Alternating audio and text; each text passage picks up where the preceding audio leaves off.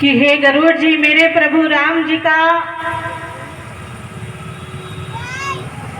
यह सहज स्वभाव है कि वो अपने भक्त के अंदर कभी भी अहंकार रहने देते नहीं, अभिमान रहने देते नहीं। क्योंकि अभिमान यह व्यक्ति के पतन का कारण होता है। जिस प्रकार नौका होती है, नाव होती है, वह पानी में चलती है और उस नाव के अंदर छिद्र हो जाए, छेद हो जाए, चाहे वह छिद्र छोटा हो या बड़ा हो, क्या होता है? वह छिद्र नाव को डुबो देता है।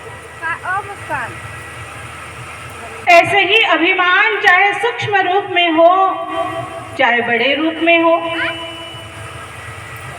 अभिमान व्यक्ति का पतन कर देता है। अभिमानी व्यक्ति कभी भी जीवन के अंदर सुखी नहीं हो सकता। और इसलिए जब भगवान श्री कृष्ण जी देखते हैं कि उनके ग्राम के अंदर सारे ग्रामवासी तैयारियों में लगे हुए हैं, हर घर से पकवानों की खुशबू आ रही है और जब भगवान श्री कृष्ण जी ने नंद बाबा जी से पूछा कि आज कौन सा उत्सव मनाया जा रहा है, कौन सा त्योहार मनाया जा रहा है, जो ग्राम में चारों ओर चहल पहल है, हर घर में पकवान बनाए जा रहे हैं, तब नंद बाबा और सारे ग्रामवासी भगवान श्री कृष्ण जी से कहते हैं कि अरे कान्हा, यह सारी जो पूजा का आयोजन है और यह जो पकवान बनाए जा रहे हैं, यह किनके लिए है? इंद्र देवता के लिए। कान्हा जी ने पूछा, इंद्र देवता के लिए क्यों? तब सारे ग्रामवासी कान्हा जी को बताते हैं कि हे गोपाल, इंद्र देवता वर्षा करते हैं, बारिश करते हैं और तब जाकर के हमारे खेतों में अन्न पैदा होता है, फसल होती है। और इंद्र देवता हम सब पर प्रसन्न रहे, खुश रहे, समय में वह वर्षा करते रहे, बारिश करते रहे और इसलिए वह समय पर बारिश करे, इसलिए उन्हें मनाने के लिए, उन्हें रिझाने के लिए हम क्या कर रहे हैं? हम यह सब पकवान, यह सब पूजा का आयोजन इंद्र देवता के लिए कर रहे हैं। तब भगवान श्री कृष्ण जी कहते हैं कि इंद्र देवता से तो कई गुना अधिक ज्यादा काम आपका कौन करता है? गोवर्धन पर्वत करता है। और इंद्र देवता का तो कार्य ही है समय पर जल बरसाना, बारिश करना, यह उनका काम है। और कोई अपने काम के एवज में, बदले में कुछ मांग रहा है तो यह तो एक तरह से क्या हुआ? रिश्वत लेना हुआ। यह जो आप लोग इंद्र देवता के लिए पकवान बना रहे हो, इंद्र देवता के सम्मान में यह जो पूजा पाठ हवन विधि कर रहे हो, यह एक तरह से उनके लिए क्या माना जाएगा? रिश्वत ही मानी जाएगी। और भाई, अपना कार्य करने के लिए रिश्वत क्यों? इसलिए ऐसा करो, आप उनकी पूजा करो जो आपके सारे काम करता है। और वह कौन है? वह है गोवर्धन पर्वत। भगवान श्री कृष्ण जी सारे ग्रामवासियों से, नगरवासियों से कहते हैं कि हे नगरवासियों, बताओ, जब गांव में कोई व्यक्ति रोग से ग्रसित हो जाता है, बीमार हो जाता है, और जो गांव के वैद्य हैं वह उस रोगी व्यक्ति के लिए दवा कहाँ से लाते हैं, जड़ी बूटी कहाँ से लाते हैं? सारे ब्रिजवासी कहते हैं कि हे कान्हा, जब हमारे गांव में कोई रोग से ग्रसित हो जाता है तो हमारे वैद्य जी गोवर्धन पर्वत पर ही जाते हैं और वहां से औषधि लेकर के आते हैं, जिससे रोगी व्यक्ति क्या हो जाता है? स्वस्थ हो जाता है। भगवान श्री कृष्ण जी कहते हैं कि जब आप लोगों को भोजन बनाना होता है, ईंधन की आवश्यकता होती है, तो यह ईंधन लकड़ियां जलाने के लिए कहां से आती है?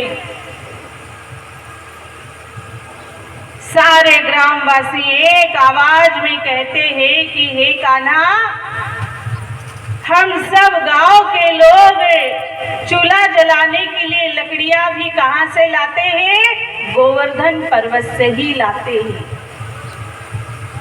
गांव में जब कोई मकान बनाता है तो पत्थर, मिट्टी सब कहां से आती है? गोवर्धन पर्वत से ही आती है। और जितनी भी गाय हैं, गौ माताएं हैं, वह सब कहां चारा चरने के लिए जाती हैं? गोवर्धन पर्वत पर ही चारा चरने के लिए जाती है। हमारे शास्त्रों में लिखा हुआ है कि जिस दिन अर्थात दीपावली के दिन माता लक्ष्मी जी समुद्र में से प्रकट हुई थी, तो कहा जाता है कि माता लक्ष्मी जी के साथ साथ गौ माता भी समुद्र में से क्या हुई थी? प्रकट हुई। तो पहले तो ऐसी मान्यता थी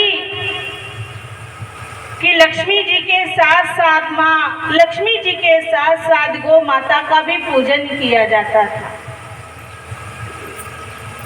लेकिन आज तो अधिकतर लोगों को लक्ष्मी ही लक्ष्मी चाहिए, गौ माता को तो सब भूल गए, उनका पूजन करना भूल गए और उनकी पालना करना भी भूल गए। गौ माता को घर में रखना, लोग सोचते हैं कि ये तो बोझ है, गौ माता की सेवा करना, कौन गोबर उठाएगा, कौन उनकी सारी सेवा करेगा, चारा देगा। लेकिन हमारे कान्हा जी, जिन्हें क्या कहा जाता है? गोपाल भी कहा जाता है। और गोपाल का अर्थ जो गौ का क्या करते हैं? पालना करते हैं। हमारे कान्हा जी ने, हमारे भगवान कृष्ण जी ने गौ पालन किया, वह गौओं को चराते थे, गौ माता की वह सेवा करते थे। अगर हम सच्चे दिल से भगवान को मानते हैं, भगवान श्री कृष्ण जी की पूजा करते हैं, तो हमें उनके जीवन से प्रेरणा लेनी चाहिए और हमें भी गौ माता की क्या करनी चाहिए? सेवा करनी चाहिए और साथ साथ गौ माता की रक्षा भी करनी चाहिए। तो कहने का तात्पर्य यही है, भगवान श्री कृष्ण जी समस्त ग्रामवासियों से कहते हैं कि हे ग्रामवासियों, जब आप लोगों का सारा काम गोवर्धन पर्वत पूरा कर रहा है, तो आप इंद्र देवता की पूजा क्यों कर रहे हैं?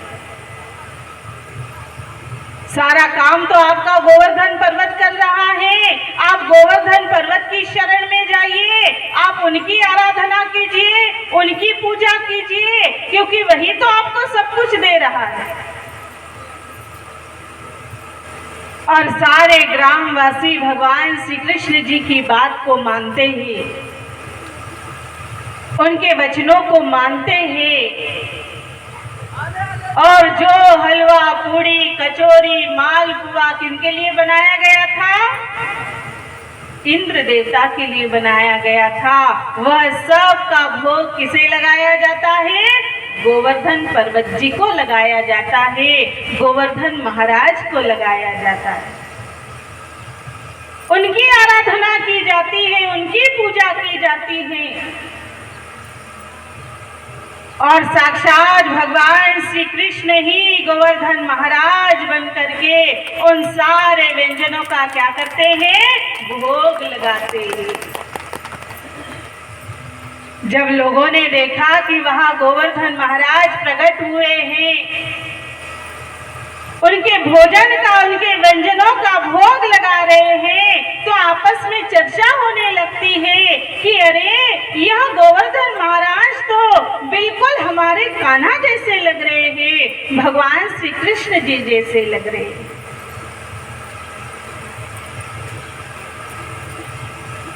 और जैसे ही इंद्र देवता ने देखा कि जो पकवान उनके लिए बनाए गए थे, जो पूजन सामग्री उनके लिए थी, वह सब किन्हें अर्पित की गई? गोवर्धन महाराज को अर्पित की गई। तो इंद्र देवता क्या हो जाते हैं? बड़े कोपित हो जाते हैं। इसलिए कहा, भक्तों की सुन के पुकार